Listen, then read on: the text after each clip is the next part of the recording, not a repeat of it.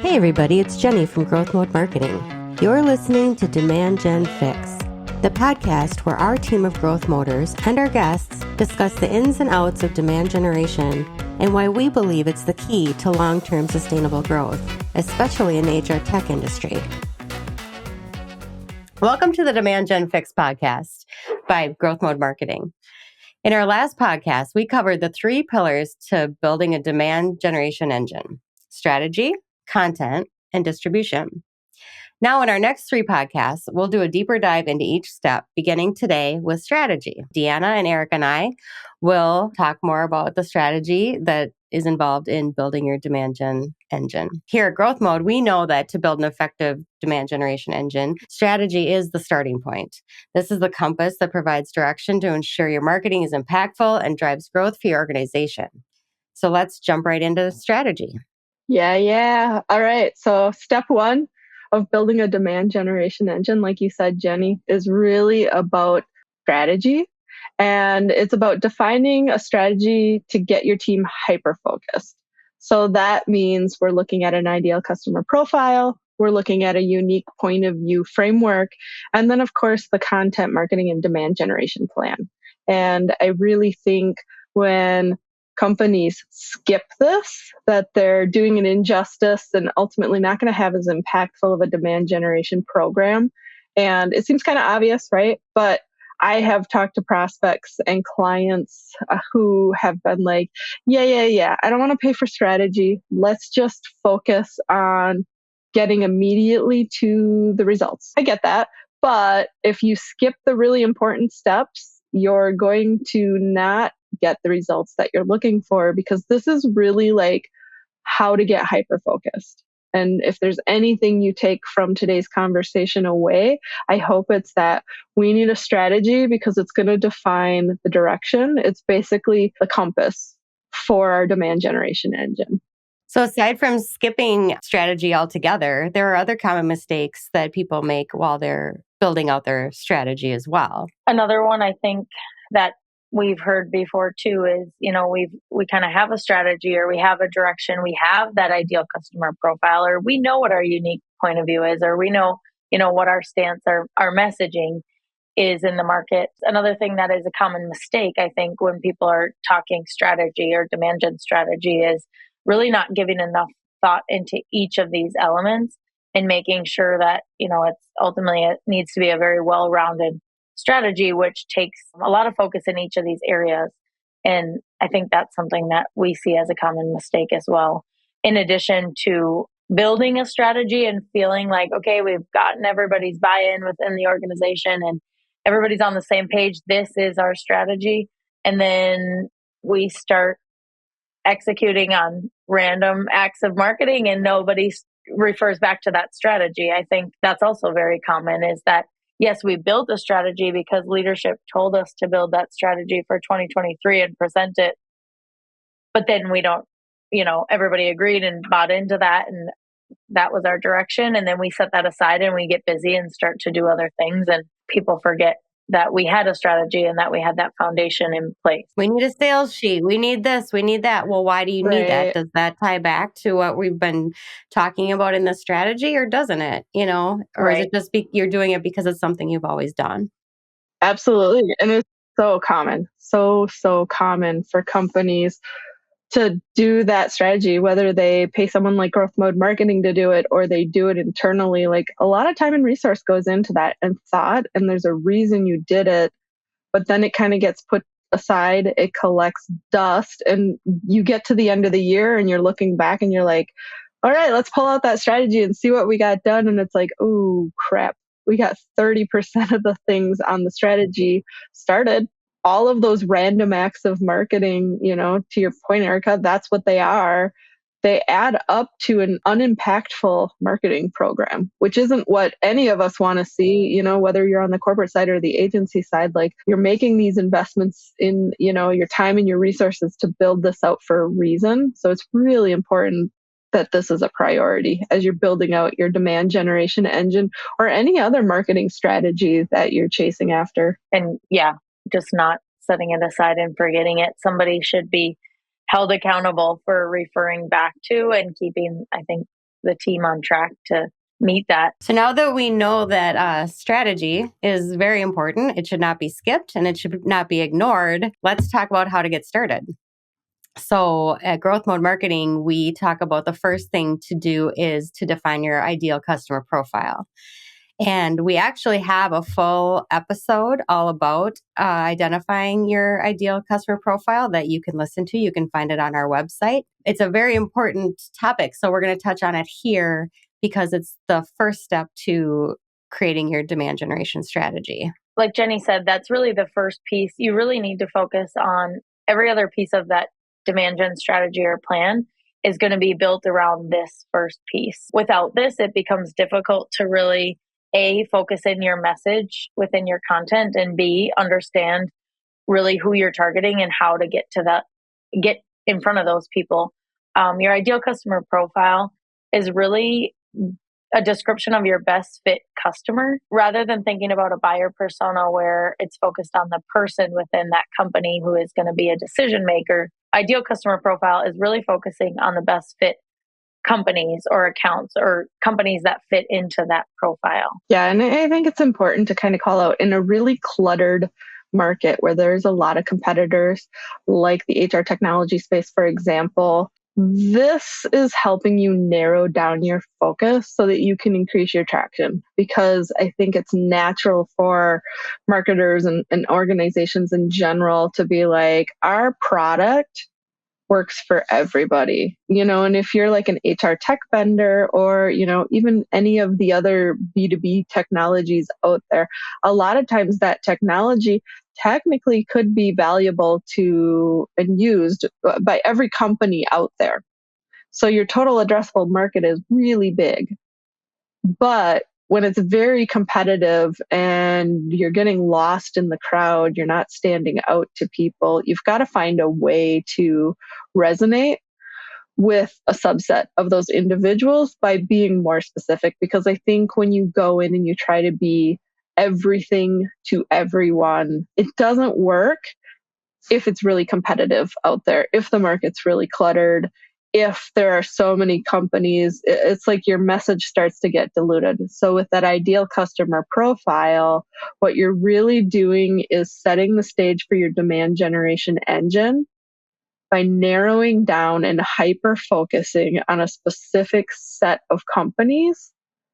And those companies, when we talk about an ideal customer profile, I think the best way to explain it is these are the best fit type of companies that you want to attract to your organization as you're building out all of your content, as you're distributing that content, as you're building a community. And that's what's going to kind of help you stand apart from everyone else that's competing for those same dollars. And I think you may think it sounds simple, like, hey, this is my biggest client, or this is my most profitable client. And so, of course, that's my best customer, and that's who I should go after from here on out. But there's actually a process to finding out who your best customer is, and it involves digging up and analyzing actually a lot of data. So the better data you have, the easier it'll be to narrow down who your best customer will be. It may not be the one that makes the most money. It may not be your biggest. It may be the one that you work the best with, or your longest customer, or, there's a lot of different things that you can look at to figure out who that best customer is. The first thing to talk about in the process is firmographics. And this is kind of the nitty gritty, the numbers, right? The things that you can quantify. Yeah, when we talk about firmographics, it's the details of the ideal customer or the ideal company that you want to target. So that's looking at company size, revenue, number of employees, industry, location, customer base, those type of data pieces to help you figure out, theme of, okay, we're going to go after organizations, let's say, that have 500 to 1,000 employees, specifically in the healthcare space, and the revenue size is this, like all those different kind of numbers around an organization. Another thing to look at is the technographics. And that's really looking at, are there specific technologies that they have that your HR technology might integrate really well with? And so you want to target companies that you can figure out they have that, or they have complementary technologies that when they have this technology, it also makes sense to have our technology because they play really well together. And then I think the third thing really there is to think about, you also need to take into consideration buying triggers. What are the traits that are, sometimes they're time bound or situational, that are indicating somebody's readiness to convert or readiness to buy? Starting to pay attention to things like ideal customer profile. Within that, does the company have a new round of funding? Did they recently have a merger or an acquisition? Is there a new internal structure? So maybe some new leadership at the C-suite level, maybe the company's expanding. Things like that are some things to take into consideration as far as buying triggers go, and understanding different activities like this happening within an organization might add up to a buying trigger, and something that triggers somebody to actually be looking for solutions like this as they grow. Pretty high level vision of how to identify your ideal customer. And as I said, we do have a full podcast about that, so you can dig a little deeper into that if you wanted to listen to episode 8. The second part of strategy is developing your unique point of view. And this is a framework for the story you're going to weave through everything that you do from here on out. You need to resonate with the right HR tech buyers in your space. You need to really hit your ideal customer profile. Defining and constantly delivering a unique point of view helps you to break through that clutter that we talked about and really stand out in that overcrowded HR tech market. How do we define our unique point of view? Like, what are some tips and tricks on how we can get to that point for our client? I think, if you're an organization that doesn't have really strong differentiators, that's where a unique point of view can really be beneficial in helping you break through the clutter. And what I mean by not having strong differentiators, a lot of times organizations, you're putting technology out there in the buyer's eyes. It's not necessarily significantly different from the other technologies that they're looking at. And so, if you don't have the ability to go and change your product to make sure that there's these very clear, very meaningful differentiators tomorrow, let's look at that unique point of view and let's help you take a different perspective. I think what it can do to make you sound different, like it should challenge the status quo.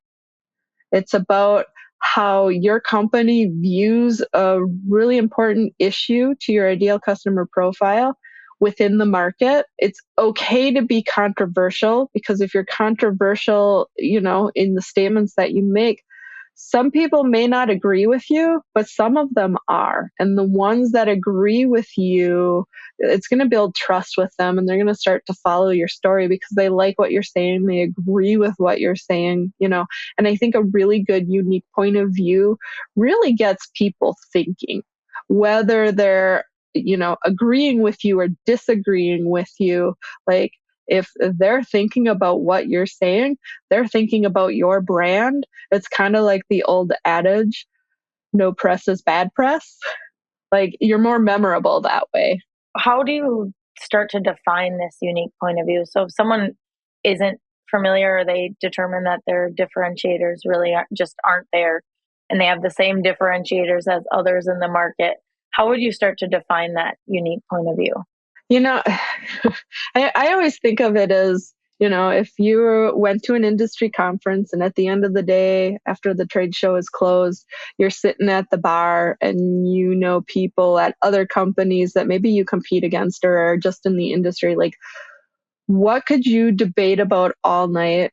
What do you think is broken or not working? Like, a lot of times that unique point of view, it lives within the minds of the people within your organization. It's just a matter of digging deep and pulling it out. And, once you kind of define, like, here's our unique point of view, like, it's a statement, but how do you build a story around that statement? So, we like to build a framework that has key messages that will support that unique point of view. We've got kind of pillar themes that will fall under that unique point of view, like, statement. And then you start to build out kind of data points, bullet points underneath those themes. And when you do all of that together, when we're working with clients at Growth Mode Marketing, it builds the story. And with that story, then what you do is you weave that message throughout all of your content. And the goal is to tell the story over and over and over. And this becomes the foundation of your content strategy. So then once you know who your customer is and you know the story that you're telling, your unique point of view, then you can start planning your content, right? How do you use your content to stand out in this crowded HR space? How do we define topics that will resonate? How do we, target our ideal customer profile? There's a lot of strategy that is involved in all of that as well.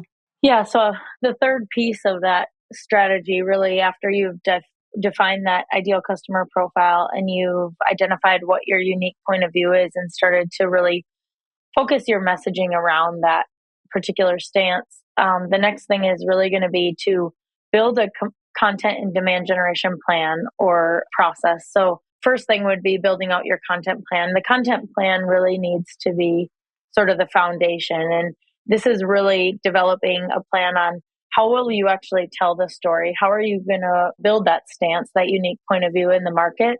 And how are you going to use this story to stand out in a crowded market? So specifically within the HR tech space, we know that these people are hit with so many different technology solutions every day and messaging all across the board.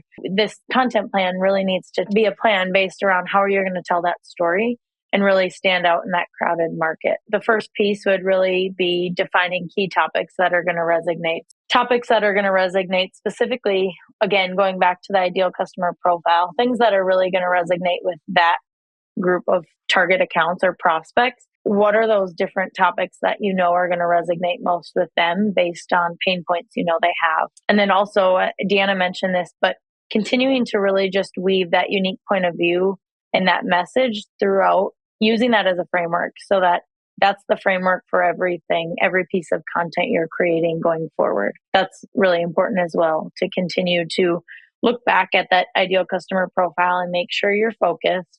And then also look back at that unique point of view and make sure that as you're creating content that you're focusing in on that stance and that message and making sure it's appearing across the board, so that you really start to show these prospects what your stance is. And the more that your stance is out there, the more that you use the same story, your same unique point of view, and it's, repeated again and again, the more people are going to start to trust you, and the more that you're going to, they're going to believe that you believe in your stance because you've said it over and over again. It's out there. It's what you have put a stake in the ground about. Right. And hopefully, listeners are starting to see, like what we're recommending from the strategy. You're basically doing building blocks. So you start with that ideal customer profile. That focuses you in. So when you go to create the unique point of view and the framework and the story around that, you're thinking about who is that ideal customer profile and how do we talk about things that are going to be meaningful with those companies. Then you're building out your content strategy, and the unique point of view is what you're looking at, because you're like, okay, we know who we're talking to. We know what our story is. Everything we're developing now from a content standpoint is going to be hyper-focused on that ideal customer profile, which then, the unique point of view builds off of, which now my content strategy builds off of. And then when you look at the demand generation piece of that strategy plan, all of this great content that I just created, how do I distribute it? How do I get it in front of the people and the companies that I've identified in my ideal customer profile, and make sure, that we're showing up everywhere that they're showing up? And it doesn't mean that you show up everywhere that your content can conceivably show up, but you're being very meaningful and intentional on where you're placing that content, which third party, avenues you're reaching out to and engaging to place that content, which owned and managed channels you're putting that on, your own website, to really, when you've put all these three pieces together, built out a really strong strategy that is not only super focused and the guiding principle for everything you create going forward, but it's basically your game plan. And now you move, different podcast, but the next step would be to move to that next step, which is creating the content and executing the content. And so, from a strategy standpoint, it really is critical that you do this well, and that you don't just do it and set it aside and forget, that you are continually revisiting it with every decision that you make on what content pieces you're going to create. So Deanna, going back to the demand generation plan, just to put a little bit more emphasis on where content should be placed, I think we should circle back on 3 different places that we kind of identify as places where your content, as that demand generation plan, needs to focus and really tell you and be prescriptive on where this content needs to be placed. And the first one, which you mentioned, is your website. So really focusing on a place like your website, where this is really your storefront. This is somewhere where you have the opportunity, once you get people here, to show them what you're all about and to provide them with the answers that they're looking for as far as searching for different products or services.